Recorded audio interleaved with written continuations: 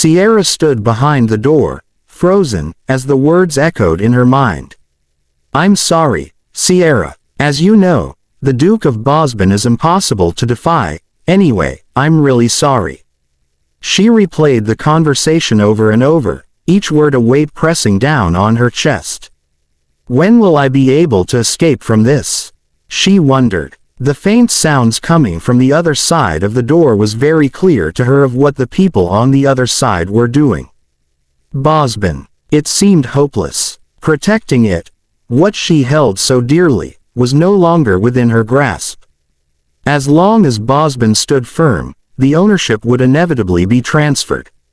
There was no way around it. These thoughts clouded her mind as she entered the room. Silhouettes of two people were visibly clear despite the dark vicinity. And then, interrupting the storm of thoughts, one of them called her name.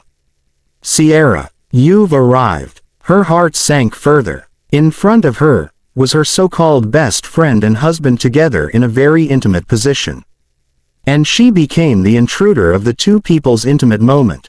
Why did you come earlier than expected? Her best friend, Velieta said, not budging away from Sierra's supposedly husband. Sierra stood still, unable to say anything. The thought of her late mother and father came to her mind. Mother, father, if I were just a little bit more like you, I wouldn't have lost everything. Sierra couldn't help but compare herself. My name, my family, wealth, and even my husband, she thought sadly. As Velieta stood in front of her, with a proud smile on her face, she couldn't help but ask, Velieta Bosban, are you satisfied now? Her question made Velieta wonder. Velieta walked towards a box placed on top of a table and told her that if only she knew what Velieta had prepared for her, she would be shocked. Be happy, Sierra, she said while slowly opening the box.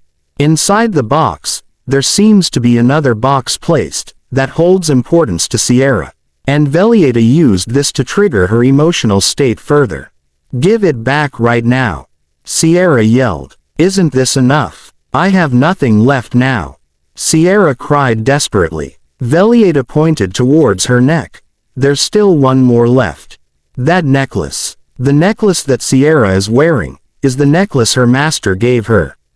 But Sierra couldn't grasp what's so important about her necklace, that Velieta would go as far as to insult her deceased parents.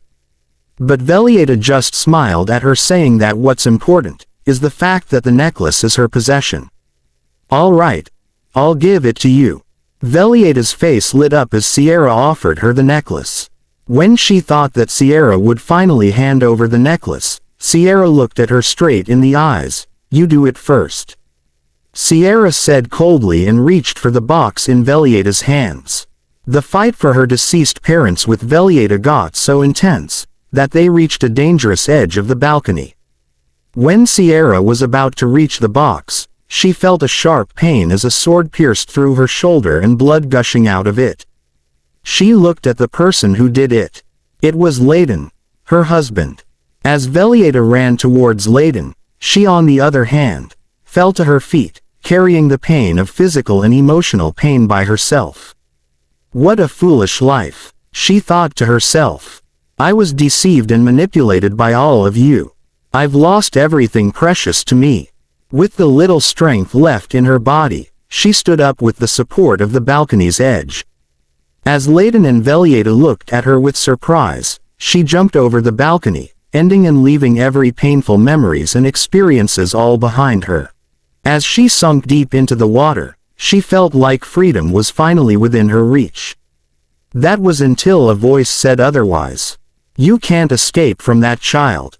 I'll set things right, the unknown voice said as the water around her started circling her body. She yelled, trying to stop whatever is happening. Submit. In front of your destined fate, the last thing she heard from the unknown voice before she lost consciousness. I'm glad the weather is nice, Velieta said while looking out the window of the carriage. She looked towards Sierra, wondering why she seemed so quiet today. Sierra, Velieta called. Sierra remained frozen to her seat in front of Velieta. she still couldn't grasp the situation she's currently in. For quite some time already, Velieta has been mimicking Sierra. Her actions, her manner of speaking, clothes, hobbies, and even the people she kept by her side. Velieta wanted to resemble her in every way possible. At first, she thought it was just an excessive display of affection towards a close friend. That was until people started comparing them, and even saying that Sierra is the one copying Velieta. Suddenly, she became Velieta's shadow. She couldn't take the way people would scorn at her presence, and therefore decided to stop attending any social gatherings. From that day onward, she decided to change things up. She severed ties with both the social circles and Velieta, dedicating herself to the education required for a family heir. Sierra came from a wealthy family, Briltoxin. They own a mountain range that is rich in resources, and even run a trade guild. Thankfully, she had a knack for business, and enjoyed watching herself grow in that field. But happiness is always temporary. A terrible news reached their family saying that Bosben has filed a lawsuit over a contract written 300 years ago between Briltoxin.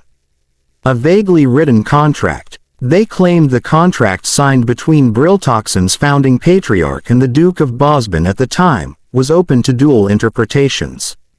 And in the face of Bosben's absolute power, Briltoxin's wealth held no significance. In the midst of all the problem in that miserable winter weather, Velieta appeared in their doorstep in tears, claiming that she will help Sierra's family. After saying those words, Velieta vanished and good news found its way to them, stating that the lawsuit was completely nullified. Sierra was so thankful to Velieta. And naturally, their relationship returned as to what it was before. As they returned to their old friendship, the scornful gaze and whispers of people also returned. But Sierra couldn't do anything against it after receiving such a significant favor from Velieta. And whenever the burden became too much, and she tried to push Velieta away, a terrible news will always follow. It didn't take her long to realize that it wasn't about Bosben. But it was Velieta's strange obsession. Back at the carriage, Sierra still couldn't grasp her situation between a reality or merely a dream. Adding the unknown voice she heard before she lost consciousness, everything seems too overwhelming for her. She looked up to Velieta's concerned face, but the flashback of her betrayal and evilness remained inside Sierra's head. She wanted to check if she really returned back, so she asked Velieta their current age. 18, aren't we? Velieta responded, confused at Sierra's question. 18. This was 7 years ago.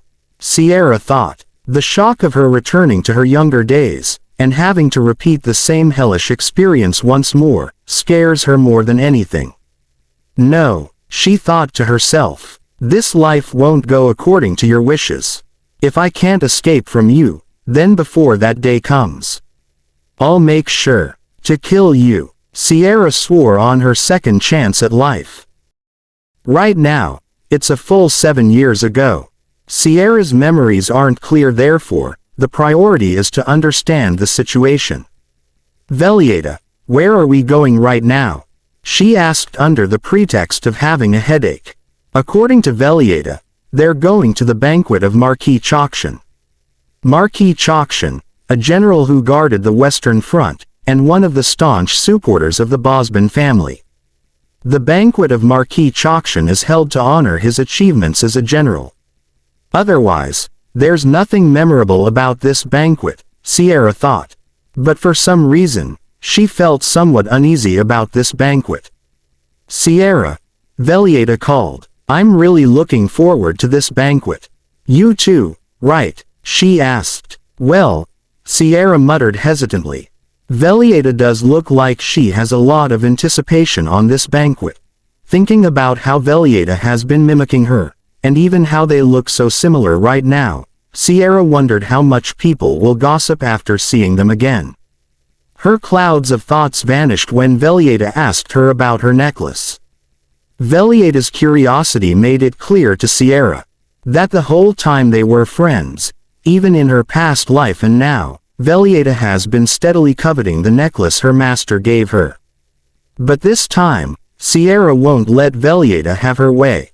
Velieta's face lit up when Sierra told her where you can get the necklace.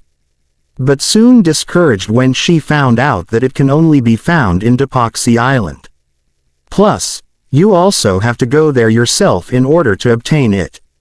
Of course, it was a lie Sierra made up just to stop Velieta from having everything she has.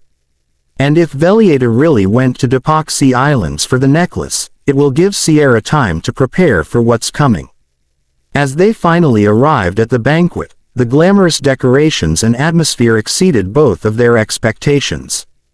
As Sierra was busy looking around, the noise of people clamoring over someone caught her attention. It was the Lord of Rippleton, Arden Rippleton, also known as the Ghost Duke.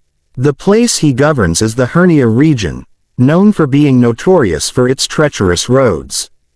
It is located at the heart of the mountain range, frequently plagued by monsters that even the imperial family couldn't do anything. That's when his family, Rippleton, took action. They managed to rapidly stabilize Hernia, that the imperial family bestowed upon them a noble title, and Rippleton was designated as a duchy. Their duchy, the Hernia region, became independent of the imperial family, a land free of any interference. Though they are certainly a prominent figure, they rarely appear at such banquets. So this is new for Sierra. What are you so deep in thought about? Velieta asked, snapping Sierra out from her thoughts. Nothing. It's just this wine is especially good, she replied with a smile.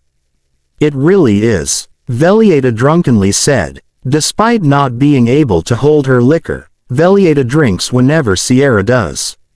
Except tonight, Sierra didn't even take a sip of the wine. She purposely pours the wine somewhere and takes a refill to make it look like she's been drinking a lot, and fool Velieta into making herself drunk. Sierra asked one of the servants to escort Velieta to an empty room due to her drunken state, and focus on what exactly happened at this banquet, 7 years back into her life. Then she remembered. It was exactly 7 years ago that she met the man who manipulated and betrayed her. It was none other than Leighton Bladia, her husband, and the same man who did not hesitate to swing his sword at her. Despite the anger she felt towards him, she remained calm and reciprocated his greetings. Leighton Bladia, the man who coveted the halo of the Bosban family above anyone else, is a quick-witted and intelligent man. And because of that, he realized that by using me, he could easily claim Velieta. It was exactly this time when he began noticing my presence, Sierra thought. And due to the rumors about her and Velieta, she was genuinely moved by his kindness. How pitiful it all was, Sierra said to herself. In the middle of their conversation, Leighton offered her some of his prized collection of wines, maybe hoping to win Sierra over. I'm a bit curious now, Sierra said. Are you offering this to me, or to Velieta? She asked provokingly, causing Leighton to be caught off guard by her straightforward question. I'm kidding, Sierra jokingly said. The tense atmosphere vanished instantly as they brushed off the straightforward question of Sierra. They continued talking as if nothing happened, and it became very evident that Leighton's main intention of getting close to Sierra is to win over Velieta. The betrayal, the fake relationship, and the manipulation of her best friend and husband became clear to Sierra without explanation needed. As the day progressed, and finally having a chance to herself, the noble lady seems to find it very interesting talking behind her back. It's very eerie to imitate a friend, the triggering, and very bad pink hairstyle girl mumbled while snickering. Listening to all this reminded her of her past life, and how she's been ignoring gossips about her, while suffering by herself. But this time, she'll face it with courage. She walked towards them with a smile on her face, as if she's confronting a friend instead of a foe. Her confidence caught them off guard. She whispered to one of the girls and gave them a clear, threat sort of warning to watch their tongues. They were left dumbfounded by the sudden change of Sierra's demeanor. It was as if she was a different person. After all the things that happened, she realized there's no need for her to stay at the party any longer. It was a tiring and stressful day for her. As if having to deal with Velieta and Layden wasn't enough, she also has to deal with people who finds entertainment in screwing other people's lives. While taking a rest in one of the guest rooms, she heard a woman yelling. The sound was faint, so she wasn't able to tell who it was. "Don't bother me," the woman shouted. At this point, Sierra was able to tell who the woman was. It was none other than Velieta. This was very surprising for Sierra, as this was the first time she heard Velieta talking to someone in such hostility. She went towards the origin of the yelling, and what surprised her even more is the person Velieta was showing such hostility. Arden Rippleton. "Do you think a contract between family is something to be taken lightly?" he said coldly. "Think about it as you please," Velieta responded, crossing her arms. "What does the Duke mean by contract between Rippleton and Bosben?" Sierra couldn't help but eavesdrop at their conversation. What is it exactly about? Sierra wondered. She's never heard of any relation between Bosben and Rippleton, therefore this is very surprising and new to her. As the conversation ended, Sierra knew it was her time to leave. But before she could even lift a foot, she felt a menacing presence behind her. It was so intense that she immediately froze in place. What was so interesting that even a lady like you is eavesdropping on our conversation? Arden, the Ghost Duke said in a cold manner towards her, while resting one arm at the wall, on top of Sierra's head, pinning her. As a result of eavesdropping, Sierra is now stuck in an awkward situation with Duke Rippleton with no way out. "I won't run away," Sierra mumbled to at least get him to lower his arm from the top of her head. "I'm not that stupid to even think about having a pointless battle with a duke," she added. Before lowering his arm, he asked for her identity. "Then who are you, my lady?" in a curious yet guarded manner. Sierra bowed in a graceful manner as she introduced herself as the eldest daughter of the Briltoxin family. "May the night blessings of the goddess Harmonia be upon you," she greeted, using the traditional knight's greeting of the Hernia region. Those who speak the knight's greeting usually prefer to listen in the night as well, the Duke said, referring to Sierra.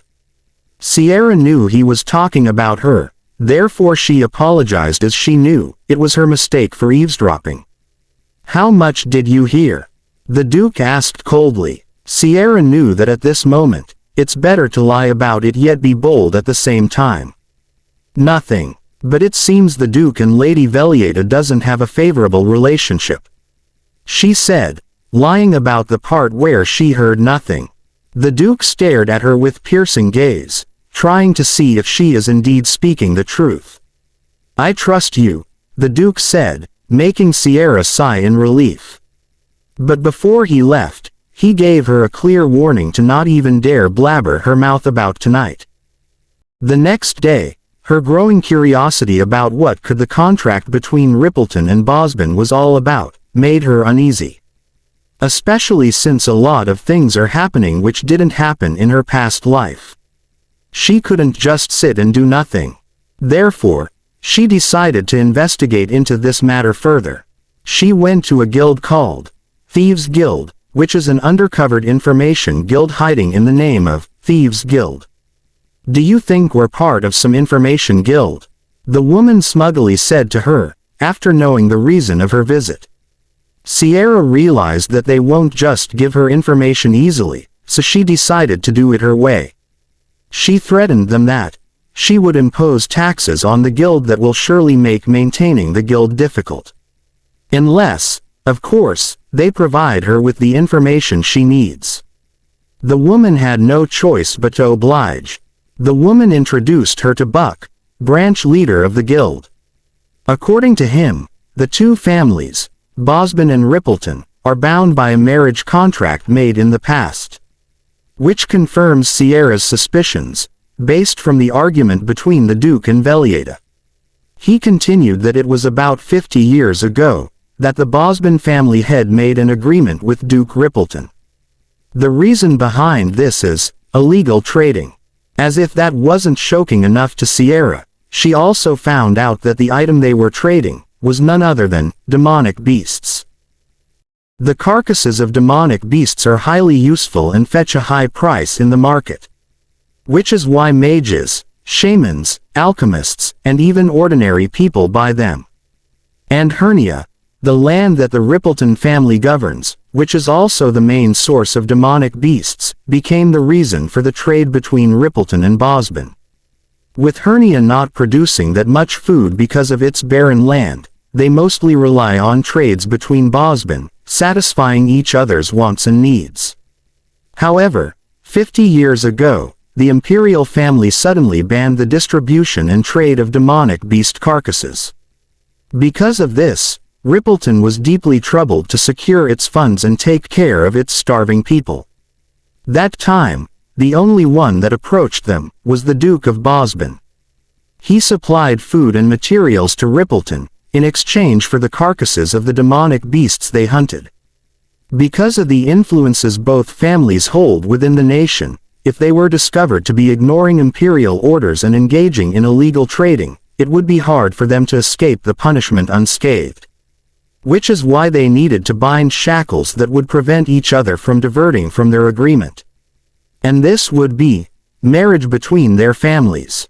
However, according to Buck, by the time the contract was made, both sides of the family's children were already married, therefore the contract was passed on to the grandchildren, Velieta Bosben and Arden Rippleton. Everything makes sense to Sierra, except for one thing. Why does Bosben need magical beasts, even at the risk of engaging in illegal trading? Sierra asked, curious. This is the question that Buck couldn't answer confidentially. However, there are rumors and speculations that Duke Bosben is secretly fostering warlocks, Buck said, shocking Sierra. Although some things aren't certain, she did manage to gather useful informations. The next day, on Sierra and Velieta's tea time, it was evident to Velieta that Sierra seems distracted to their conversation. Sierra shrugged it off, saying she was just a bit tired at the moment. In the middle of their conversation, Velieta mentioned that she has sent someone to Depoxy Island for the same gem of Sierra's necklace. Sierra insisted that she has to go there personally to get it, but Velieta cut her off, saying she will handle it, with a menacing smile on her face. She was always like this, Sierra thought.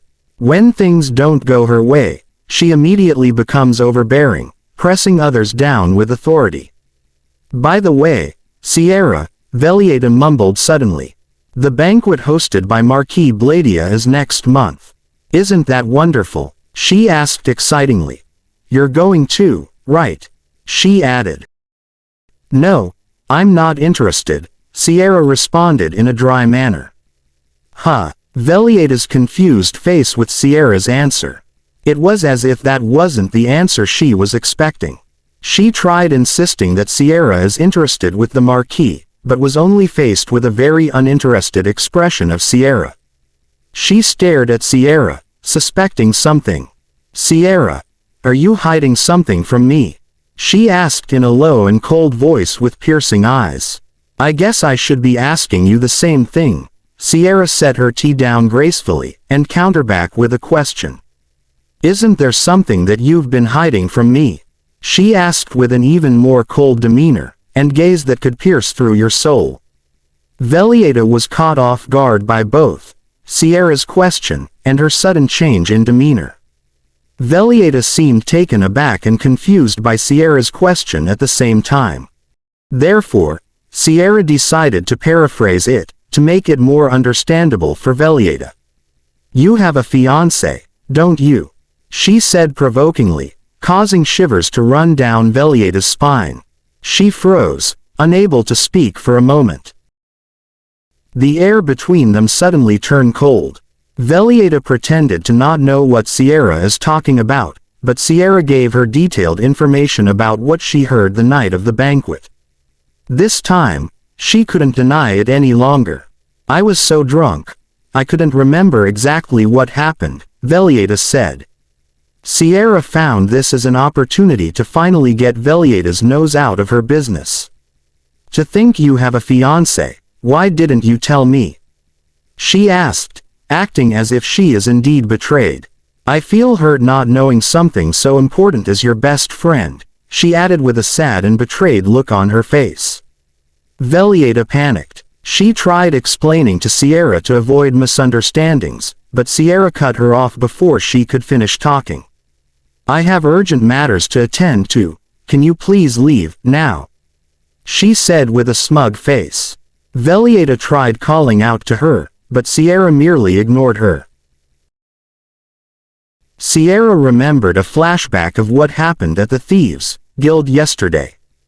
Buck told her that there are rumors saying Velieta is extremely opposed to the marriage contract, which explains why she kept it a secret from everyone, and the argument between her and the Duke of Rippleton at the night of the banquet. Buck also added that the contract could be severed, unless Bosben changes its mind. Because of this, Sierra thought that this might be an opportunity to commence her plans. The next day, Sierra summoned the head butler of Briltoxin, Datum.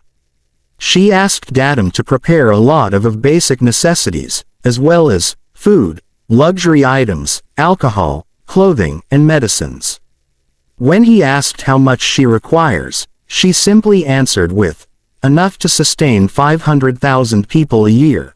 Datum was shocked by the huge amount she is asking, but didn't press any issues because he knew that Sierra is capable of covering the amount with her business operations as the acting Lord of Briltoxin. May I ask where these supplies are being sent? Datum asked. Hernia. Sierra responded. The resources will be sent to Rippleton as per Sierra instructed, and will take approximately 3 days to arrive, according to Datum. Then please handle it quickly, Sierra said with a satisfied look on her face. The next day, Sierra was already on her way to Rippleton. But due to the rainy weather, their journey could be dangerous as it is hard for them to notice monsters nearby, according to one of the knights. Inside the carriage, Sierra still couldn't believe how she's able to gamble against Velieta now. If things go well this time, I'll make sure to not be the losing end. But you, Velieta, she swore to herself, full of determination to avenge the betrayal she experienced on her past life. Hi Resties. How are you? I am under the water. Just so you're wondering what it means, it's literally just the word reader and besties combined. Anyway, if you think this girl is an annoying, copycat, mudface, betch, then you are officially my restie. And resties support one another. So, what are you waiting for? Subscribe now betch. And comment down below your random thoughts so we can be random as fudge together. Bye, and see you in my next video.